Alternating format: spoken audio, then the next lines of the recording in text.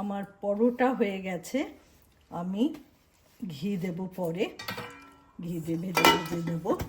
বেগুনটা জিরে ধনে আর হলুদ নুন গোলমরিচের গুঁড়ো দিয়ে মেখে রেখেছি।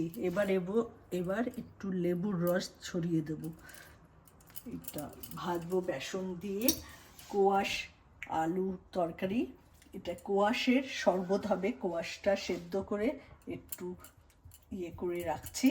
তেঁতুলের পিউরি বানাচ্ছি, আর শসা দিয়ে কোয়াশ দিয়ে অ্যাভোকাডো দিয়ে ধনে পাতা পুদিনা পাতা লেবু দিয়ে শরবতটা বানাবো।